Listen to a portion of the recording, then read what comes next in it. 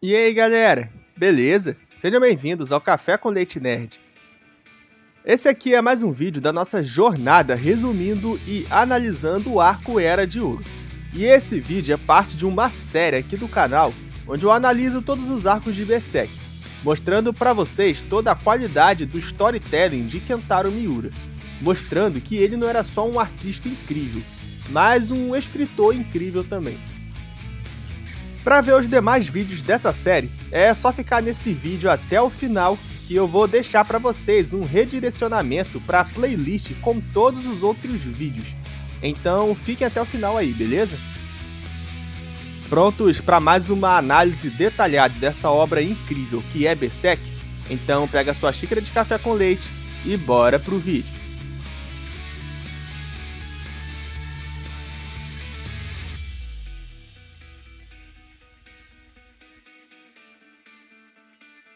Muito bem.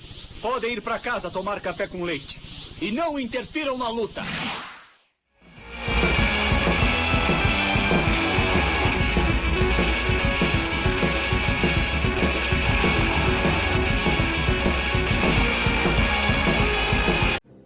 Vemos um ataque acontecendo a uma fortaleza, mas essa não é uma fortaleza comum.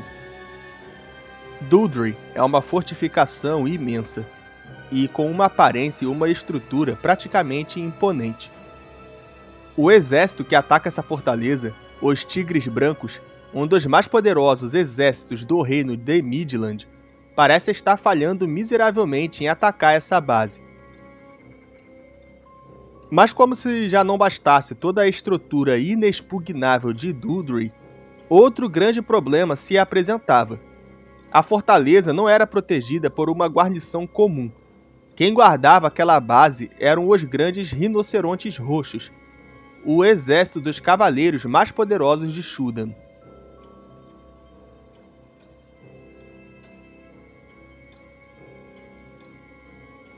Depois dessa breve introdução de Doodry no fim do capítulo 22, no início do capítulo 23 nos é dado um panorama da situação. Depois de uma série de vitórias do reino de Midland contra Shudan, finalmente a Guerra dos 100 Anos já estava próxima do fim. Porém, uma vitória muito importante ainda precisava acontecer, e era justamente a vitória mais difícil de se conseguir em toda a guerra. Dominar Doodry era crucial para a vitória da Guerra dos 100 Anos, isso porque o valor estratégico daquela fortaleza era enorme, e para a vitória ser definitiva, eles precisavam dela, até porque foi a aquisição dessa fortaleza pelos inimigos que iniciou essa guerra para início de conversa. Mas dominar essa fortaleza parecia ser quase impossível, isso porque além de toda a estrutura da fortificação, ela era protegida pelos Cavaleiros do Rinoceronte Roxo, que era dito ser o mais poderoso exército dos inimigos. O rei estuda a opção de combinar as forças de todos os exércitos de Midland, porém, é contra-argumentado que se eles fizerem isso e perderem, o reino teria um prejuízo inimaginável, e poderia até ocorrer uma virada na guerra. E isso faz sentido. Quem já assistiu ou leu alguma coisa ou outra sobre táticas militares e histórias de algumas batalhas antigas, vai saber que tinham fortalezas que eram tão bem estruturadas que o número do exército nem sequer importava. E apostar em um ataque direto a fortalezas assim chegava a ser burrice. Bom, em um momento, um dos comandantes ali presentes se dirige a Grift, dizendo que nem mesmo ele e seu invencível Bando do Falcão poderiam fazer algo em relação àquele problema. Porém, Grift, que antes só ouviu silenciosamente tudo o que eles diziam, diz que se a ordem for dada, vai ser cumprida. E ele diz mais, ele não precisará do apoio dos outros exércitos para fazer isso. Ele dominará Doodry somente com o Bando do Falcão. A maioria dos nobres ali presentes ficam bem irritados com essa afirmação, insinuando que Grift se tornou um arrogante e inconsequente. Mas o rei, surpreendentemente, confia nele, e com a confirmação de Grift de que ele pode cumprir essa tarefa, o rei lhe dá a ordem para dominar a fortaleza de Doodry.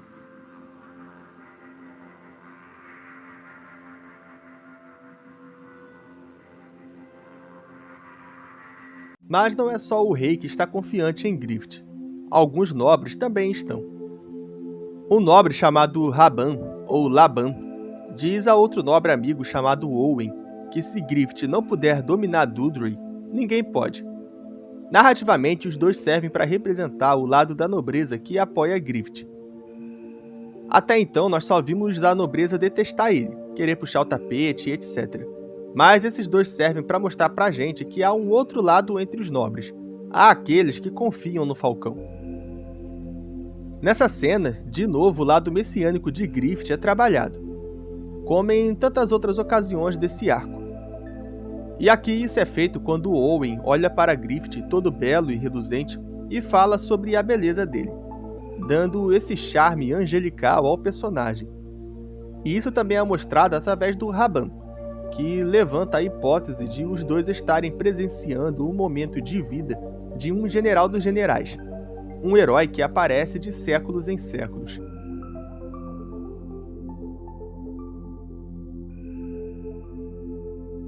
Lá no acampamento do bando do Falcão, Casca está preocupada com a batalha que virá. Isso porque o homem que está comandando Dudley é o Barão Genon, o mesmo homem para o qual há tempos atrás Grift tinha se vendido. Ou seja, essa batalha não seria somente extremamente difícil para Grift no sentido profissional, mas também seria uma batalha pessoal, e isso adiciona uma tensão a mais nesse conflito. Depois nós temos a apresentação do outro lado, o lado dos inimigos. Nós vemos de novo o Adon, que pelo que é deixado a entender aqui, também vai participar dessa batalha. Nós também temos uma apresentação melhor do General Boscone, que foi simples e rápida, mas que deu para mostrar pra gente o perigo que esse homem vai oferecer. Podemos entender que ele vai ser um perigo no ponto de vista estratégico, já que ele comanda o principal exército inimigo em uma fortaleza super fortificada. Mas também dá a entender que ele vai ser um perigo em combate, já que só a sua demonstração em ameaçar o Adon já deixa claro que ele é um guerreiro muito poderoso. Se analisarmos bem a cena, Boscone saca sua arma e ataca Adon com tanta velocidade que o outro nem consegue reagir. E quando o general para o machado, pode-se ver a força do seu golpe com uma forte corrente de ar próxima ao rosto de Adon. E além disso, ele também demonstra muita precisão, já que ele consegue parar um golpe tão rápido e forte assim que toca no Adon, a ponto de deixar só um corte de leve no rosto dele. Então, se analisarmos bem, vemos que, embora seja uma cena rápida, deixa entendido que Boscone com toda certeza não é um guerreiro qualquer. Ainda mais que o próprio Adon também não é um guerreiro qualquer, apesar de ser tratado como um alívio cômico muitas das vezes. E por fim, é claro que também é mostrado o Genon, e descobrimos que ele ainda nutre um interesse pelo Grift, e inclusive quer ele vivo, o que deixa tudo mais pessoal nessa história toda. O Miura basicamente gasta um capítulo inteiro e mais um pouquinho para criar todo o contexto da Batalha de Dudley, mas ele faz isso muito bem. Primeiro ele mostra o primeiro obstáculo, que é o poder da fortaleza no sentido estrutural, sendo um forte praticamente inexpugnável, para então jogar a informação que um exército poderoso está defendendo essa fortaleza. Depois ele mostra com mais detalhes tudo isso na reunião entre os nobres, e adiciona mais tensão quando descobrimos que o líder dessa fortaleza é o mesmo homem com o qual Grift se deitou no passado, e que antes já tinha sido mostrado pra gente que foi uma experiência um pouco traumática para ele. Nesse momento fica claro pra gente que os três protagonistas vão ter grandes conflitos nessa batalha. A presença de Genon claramente é um conflito para Grift, por causa do passado deles.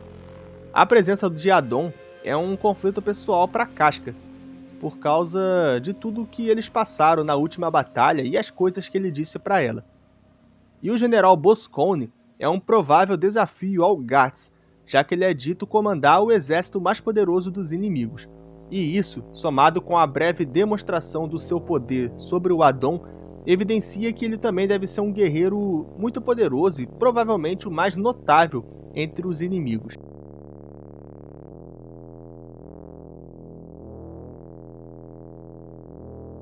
Depois de toda essa apresentação do contexto da batalha, chega finalmente o grande dia do confronto no capítulo 24. E nós temos uma boa parte do capítulo focada na pré-batalha, nos momentos antes de ela começar de fato. Aqui é dado todo o clima que essa batalha vai ter, inclusive reapresentando algumas questões que já foram dadas antes. Judeal pensa sobre o quão sinistra a fortaleza é, e sobre o quão difícil aquela batalha será. Também é pensado por Gats o fato de ter um rio atrás deles, e isso é algo que tira completamente a opção de recuo, e os deixa completamente cercados, o que é bastante assustador. O Boscone também reflete sobre a estranheza do plano de Griffith, e além disso ele reflete sobre toda essa situação envolvendo o Barão, o que dá mais uma pista pra gente de que isso com certeza vai ser um fator fundamental nessa batalha. Outra evidência disso vem depois, quando o Barão demonstra realmente ter uma atração bastante especial pelo Griffith, provando estar levando essa batalha para um lado bem sentimental e pessoal. Isso tudo para logo depois nos mostrar o próprio Griffith, que ao contrário do Barão, demonstra uma grande serenidade para essa batalha, o que também é uma pista para o desfecho dessa disputa. E por fim, como último ingrediente para essa pré-batalha, é dito por Gats em pensamento que essa será a sua última batalha pelos Falcões, o que por si só já nos traz uma grande expectativa para ela, um ar de batalha especial. Depois de tudo isso, Griffith dá o seu comando. É chegado o momento do ataque.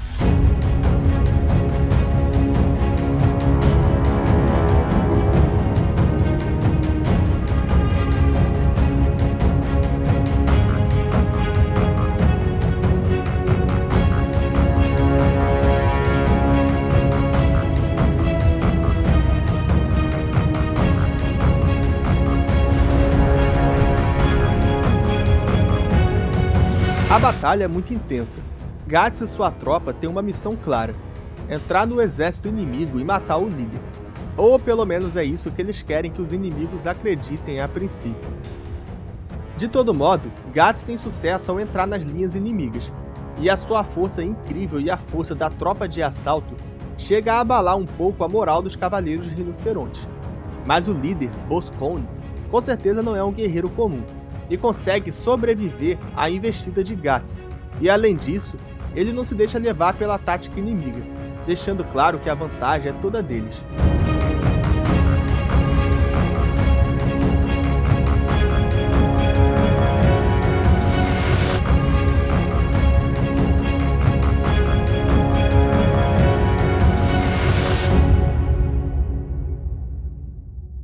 Também percebendo a desvantagem dos Falcões, Genon fica muito preocupado com a possibilidade de Boscone acabar matando Griffith no processo. Então ele decide meter o nariz na batalha, uma decisão claramente bastante equivocada. Dado certo momento da batalha, Griffith decide recuar, o que aparentemente já fazia parte do plano deles. Boscone não pretende dar continuidade à batalha e deixar os inimigos irem, o que com certeza seria a decisão mais inteligente. Porém, Genon aparece e, fissurado na ideia de ter Griffith, toma o controle do exército e manda que eles capturem o líder inimigo. E assim como Griffith planejava, os inimigos seguem eles até o rio. Agora os Falcões não têm opção, eles estão cercados, vão precisar lutar com todas as forças para sobreviver. E era essa a intenção dele: extrair o máximo possível dos seus homens. Algo curioso nisso tudo é que antes de a batalha começar, Boscone, criticando a estratégia inicial de Griffith, questionou incrédulo se ele não sabia nada da arte da guerra, já que pôs seu próprio exército de costas para um rio. Mas, na verdade, no livro A Arte da Guerra, Sun Tzu diz que em uma batalha, você também sempre deve deixar para o seu inimigo uma opção de fuga. Isso porque se o seu inimigo estiver encurralado, no desespero pela sobrevivência, ele vai lutar com toda a força e ímpeto. Ou seja, você vai fazer com que seu inimigo dê completamente o máximo de si. Você dá a ele a motivação mais pura e extrema, a da sobrevivência. E isso acaba o tornando mais forte. As palavras no livro não são exatamente essas não, tá, gente? Eu tô só parafraseando aqui para vocês. Mas basicamente a intenção de Griffith é essa: ele encurrala o próprio exército. E assim, sem chance de fuga, eles são obrigados a dar absolutamente tudo o que eles têm para conseguir sobreviver. E, movidos ao desespero do instinto mais puro de sobrevivência, os falcões ganham a mais extrema motivação para batalhar. E então os inimigos chegam até eles, e a batalha derradeira começa.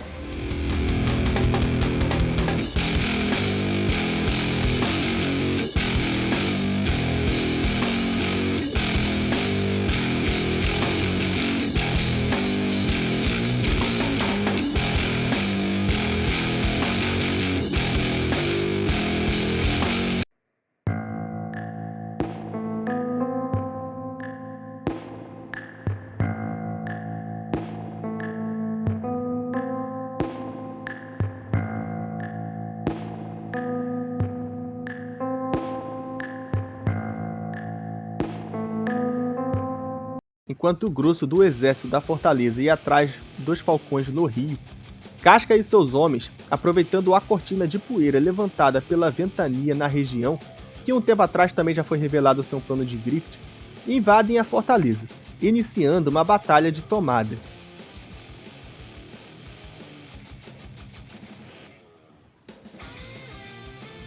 Porém, o comandante encarregado pela defesa interna da fortaleza é ninguém mais ninguém menos do que o Adon, que vai confrontar Casca. E não é só isso, ele posicionou seus homens de uma maneira que cercou os falcões. Uma batalha intensa está para começar ali também.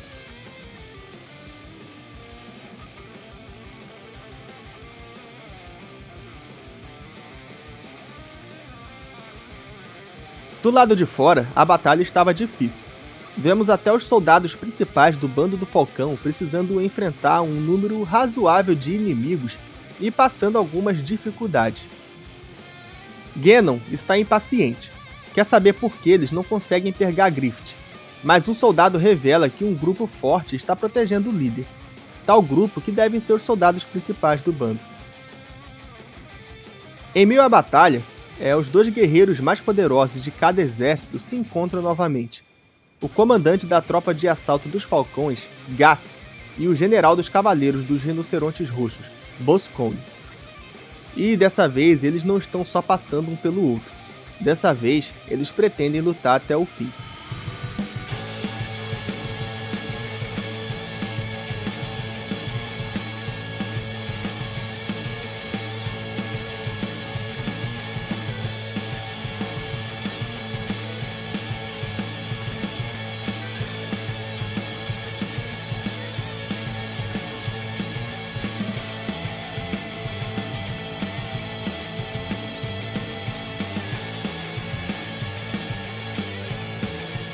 Enquanto Guts tinha sua batalha super intensa, Casca também tinha sua batalha, não tão intensa assim. E então, o que nós já desconfiávamos antes fica comprovado aqui. Casca não tinha desvantagem sobre Adon naquela época por ser inferior como soldada, mas pela situação que ela se encontrava naquele momento. Com a moral alta por sua comandante estar ganhando, os Falcões começam a ter vantagem sobre os inimigos dentro da fortaleza.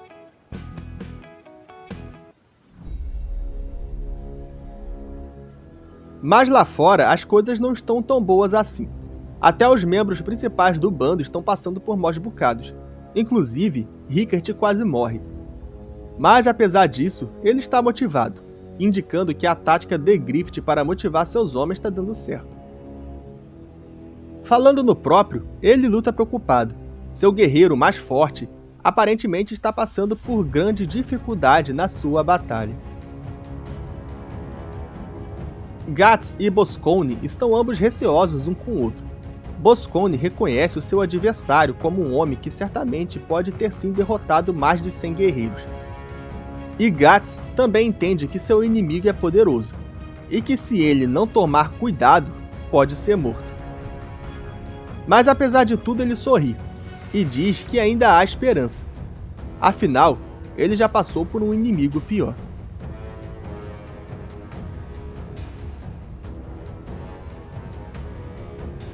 Os dois se atacam novamente, mas dessa vez algo dá errado e uma lâmina sai voando. Dentro da fortaleza, Adon continua apanhando de Casca, até que resolve finalmente reconhecer a superioridade dela e começa a implorar pela sua vida de um jeito bem patético. Mas na verdade, isso era só um subterfúgio, e ele acaba ferindo com um dardo. Mas não era um dardo comum, era um dardo que continha tranquilizante, o que vira um pouco o jogo para o inimigo e complica a situação para Casca. A espada de Guts é quebrada durante a troca de golpe com Boscone. O motivo para isso foi porque sua espada com certeza ficou abalada depois da batalha contra os 100 homens, o que era de se esperar, já que ele destruiu centenas de armas e armaduras de metal lá. Então é óbvio que a estrutura da espada ficaria abalada, e o Guts foi meio burro por não pensar nisso na verdade. Mas o que importa é que o jogo agora está mudando. Boscone tem toda a vantagem da batalha, que agora está quase certa para o lado do general, o que inclusive preocupa muito a Grift, que observa seu subordinado em desvantagem, mas não pode ir ajudar. Porém, alguém está vigiando aquela batalha de longe. Dentro da fortaleza, Casca continuava seu enfrentamento contra Adon, e agora ela tem total desvantagem contra ele, já que o tranquilizante já está começando a fazer efeito. Nesse momento, a curva de tensão da batalha já está quase chegando ao seu pico. Os inimigos viraram totalmente o jogo. Guts está em total desvantagem contra Boscone, e Casca tem total desvantagem contra Adon, e como já vimos, os outros falcões estão passando por dificuldades na batalha também. Em um momento da luta, Casca é encurralada, e Adon finalmente faz o seu golpe final.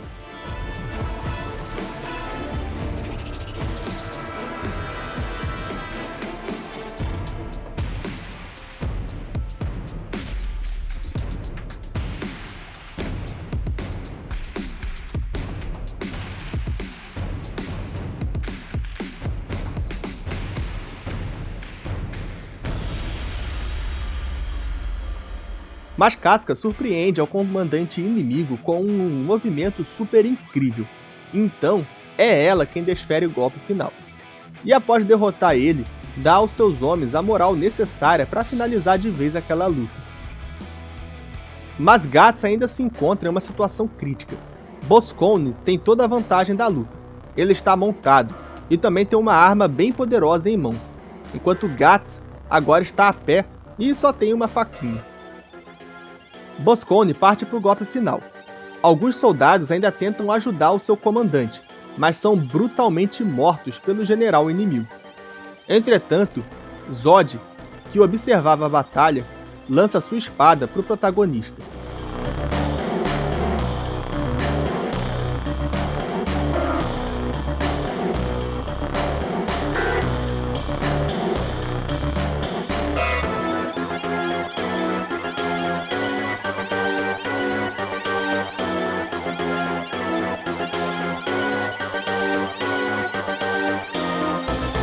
Logo após Boscone ser incrivelmente derrotado por Guts, outra notícia muito ruim chegou àqueles no campo de batalha. Ao olhar para trás, viram que a sua fortaleza foi conquistada.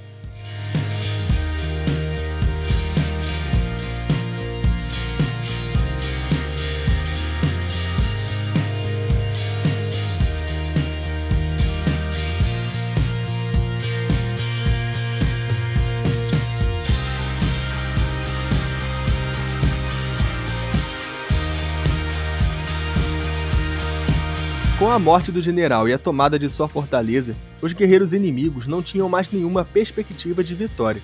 E então tudo o que restou para os pobres coitados foi a fuga desesperada. Genon é abandonado por seus soldados, e Grift vai até ele. O barão tenta apelar para o lado emocional de Grift, dizendo que o amava e que nunca o esqueceu, e que aquela noite havia sido muito especial para ele. E Genon, perguntando se ele tinha ressentimento pelo que aconteceu, Grift, com total frieza, nega que haja qualquer ressentimento pelo passado. Porém, diz que ele é uma pedra em seu sapato, e então o mata. Essa cena comprova as pistas que nós já tínhamos visto antes. Griffith sempre teve essa batalha na palma de sua mão. Tudo foi calculado por ele, desde a situação climática daquela região até as ações que Ganon teria em relação a ele. Griffith sabia que o Barão o queria, sabia que ele não permitiria que Boscone o matasse e interviria pessoalmente na batalha. E sabia que todo esse lado emocional do líder inimigo seria a fraqueza que o permitiria vencer a batalha. Todos esses passos meticulosamente calculados mostram a genialidade militar de Griffith. Mas, por outro lado, também é mais uma das várias evidências do lado frio desse personagem. Mostra a progressão da sua falta de sentimentos. O Griffith do passado, segundo as memórias de Casca, ficou completamente perturbado após ter feito aquilo com Ganon. Mas o Griffith do presente nem sequer se importa com ele. Eu sei que quando a gente lê de primeira isso passa despercebido, porque nós queremos tanto ver a morte desse ser asqueroso, que era o Barão Ganon, que nós acabamos gostando da cena e então deixamos passar. Mas quando olhamos mais friamente para tudo isso, vemos que apesar de toda a satisfação que nós vamos ter vendo esse homem morrer, olhamos também para o outro lado e vemos que ele não é o único ser perturbado ali, se é que vocês me entendem. Então pode até ter sido discreto, mas essa é outra evidência do que esse personagem chamado Griffith estava se tornando. Depois de tudo isso, enfim vem a tranquilidade. Guts vai até Casca, com certeza preocupado em ver como ela está. E aqui, como já vem sendo mostrado em capítulos anteriores, a relação entre os dois já está muito melhor. Eles vão ver o resultado da batalha e contemplam Griffith, que como sempre, está radiante.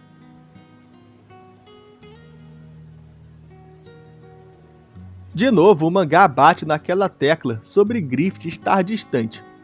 E Guts, incomodado por ver o sofrimento de Casca e ao mesmo tempo incomodado sobre a ideia de Griffith estar realmente distante, discorda de Casca e diz que a levará até ele. É importante destacar aqui que desde que ouviu aquele discurso que Griffith fez para Charlotte, Guts vem se incomodando muito com a ideia de que ele está mesmo distante, de ele ser mesmo superior.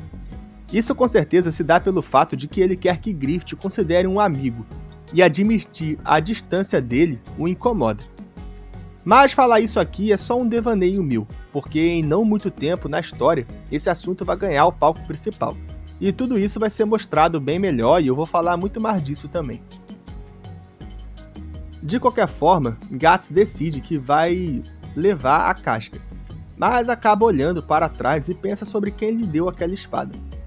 Logo depois disso, vemos Zod, que novamente dá o seu prenúncio de que algo muito ruim estava para acontecer. E é assim que termina a grande batalha de Doodrey, a batalha mais importante da Guerra dos 100 Anos.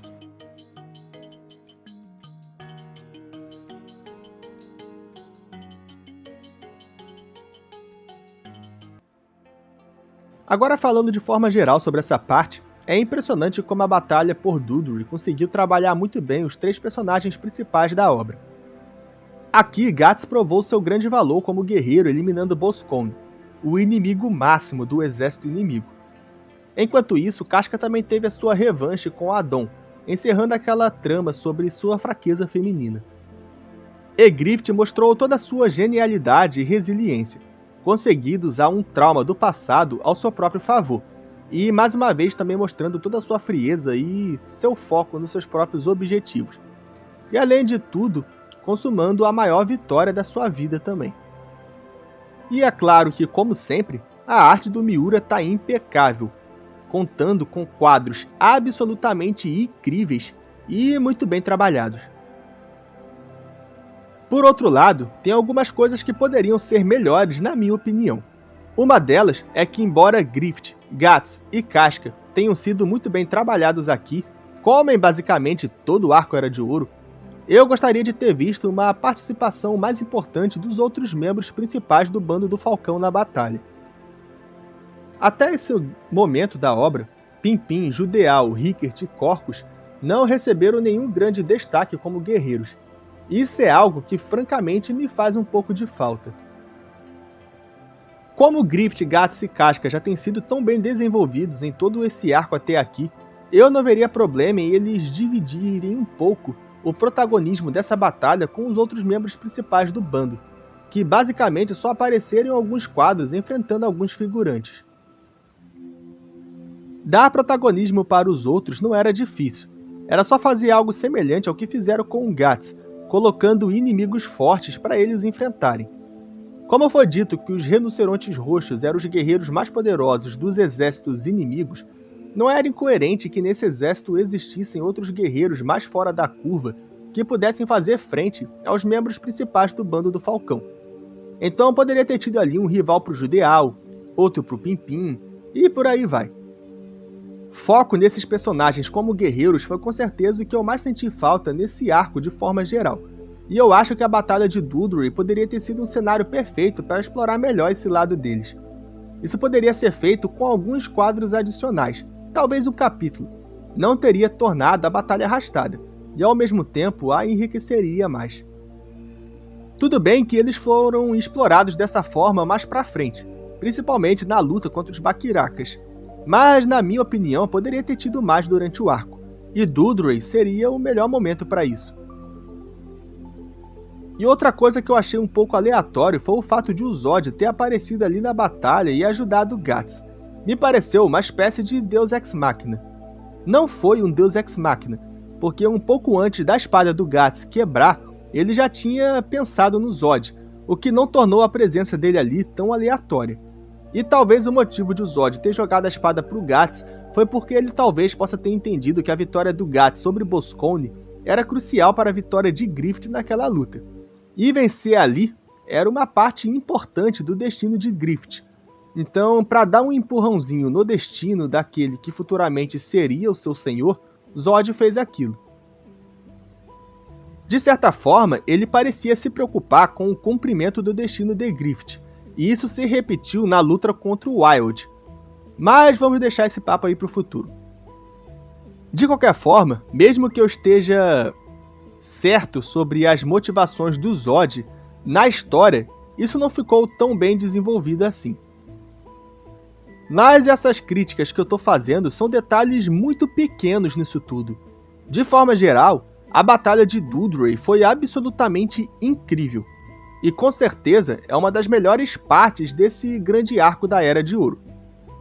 E é essa grande batalha que encerra uma das maiores subtramas desse arco, a Guerra dos 100 Anos, que foi muito bem encerrada por sinal.